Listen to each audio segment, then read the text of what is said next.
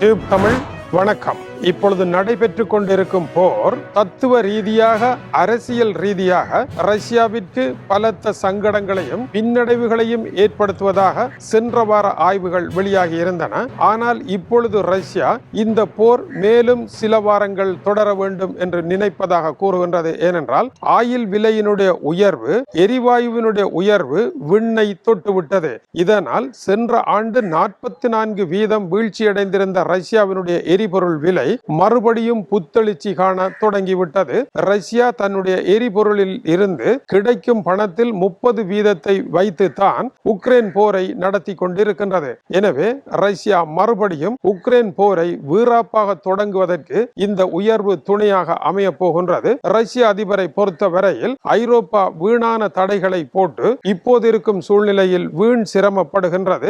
எங்கள் மீது போடப்பட்ட தடையை விலத்துவீர்களாக இருந்தால் முன்னர் என்ன மலிவு விலை இருந்ததோ அதே மலிவு விலையில் உங்களுக்கு ஆயில், எரிவாயு இரண்டையும் தருகின்றேன் என்று அறிவித்திருக்கின்றார். இதுபோல மற்ற நாடுகளுக்கும் சீனாவிற்கும் தருகின்றேன் என்று அவர் கூறுகின்றார். இதனால் ஈரான் தங்களுடைய கப்பலுடன் விளையாடாது, ஆகவே பாதுகாப்பாக வரும் என்று கூறுகின்றார். அமெரிக்காவும் ஐரோப்பிய ஒன்றியமும் நேட்டோவும் தம் மீது விதித்த தடைகளை எல்லாம் விலத்துங்கள், உலகத்தின் பிரச்சனையை இலகுவாக தீர்த்து விடுகின்றேன் என்று புட்டின் என்கின்ற ராஜதந்திரி மேற்கு நாடுகளுக்கு தன்னுடைய கருத்தை கூறியிருக்கின்றார். இந்த நிலையில் பலி கொண்ட அமெரிக்கா ரஷ்யாவிலிருந்து இந்தியா ஆயிலை இறக்குமதி செய்யலாம் மேலும் 1 மாத காலத்திற்கென்று போர் தொடங்கியவுடன் முதலாவது அனுமதியை வழங்கியது. இதுபோல மற்ற நாடுகளும் ரஷ்யாவிடம் வாங்குங்கள் என்று அனுமதி ஒன்றை வழங்க வேண்டிய நெருக்குவாரத்தை டொனால்ட் ட்ரம்பிற்கு ஏற்படுத்தி இருக்கின்றது. கோர்முஸ் நீரிணையில் ஏற்பட்டிருக்கின்ற தடைகள் காரணமாக இந்த தடை விலத்தலில் இந்திய வழியாக 1.3 பில்லியன் யூரோ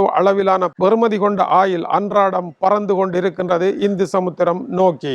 இது மிகப்பெரிய எரிசக்தி அரசியல் சதுரங்கமாக இருக்கின்றது. TACO என்கின்ற நிலையை டொனால்ட் ட்ரம்ப் அடைவார் என்று கூறப்படுகின்றது. TACO என்றால் டொனால்ட் ட்ரம்ப் வேகமாக ஒன்றை ஆரம்பிப்பார், அது பிழையாக போனதும் பயந்த கோழி போல மறுபடியும் ஓடி ஒளிந்து கொள்வார் என்று கூறப்படுகின்றது.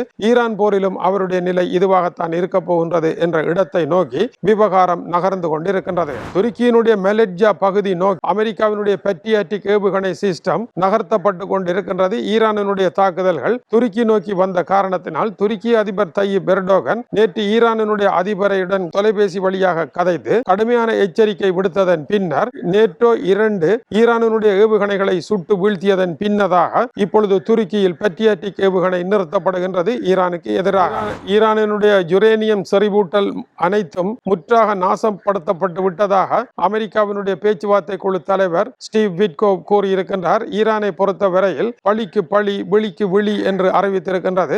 அமெரிக்கா என்ன வகையில் தாக்குகின்றதோ அதே வகையில் நாங்களும் திருப்பி தாக்குவோம் என்று ஈரான் அறிவித்திருக்கின்றது. அதேவேளை முதல் 2 நாள் போரில் அமெரிக்கா கரியாக்கிய ஆயுதங்களினுடைய விலை $5.6 பில்லியன் என்று அறிவிக்கப்பட்டிருக்கின்றது. ஒவ்வொரு 2 நாளுக்கும் $5.6 பில்லியன் என்றால் அமெரிக்காவினுடைய பொருளாதாரத்தினால் மூச்செடுக்க முடியாது. அமெரிக்காவினுடைய படைத்துறை தலைமையகம் பென்டகன் உடனடியாக இந்த விவகாரத்தை ஆய்வு செய்ய வேண்டும் என்று அறிவிக்கப்பட்டிருக்கின்றது. அமெரிக்க படைகள் சகட்டு மேனிக்கு குண்டுகளை அடித்துக் கொண்டிருக்கின்றார்களா, எந்தவித பொறுப்பும் இல்லாமல் இவை விரயமாகிக் கொண்டிருக்கின்றதா என்பதுதான் IPSOS என்கின்ற ஆய்வு. அமெரிக்காவில் இந்த போரை 43% மக்கள் வெறுக்கின்றார்கள் என்றும் வெறும் 29% மட்டுமே ஆதரிப்பதாகவும் 60% போர் வெற்றியாக முடிவடையாது என்று கருதுவதாகவும் தன்னுடைய ஆய்வறிக்கையை வெளியிட்டிருக்கின்றது. டொனால்ட் ட்ரம்ப் இதை பார்த்து மிகுந்த மனவருத்தம் அடைந்திருக்கின்றார் என்றும் செய்திகள் தெரிவிக்கின்றன.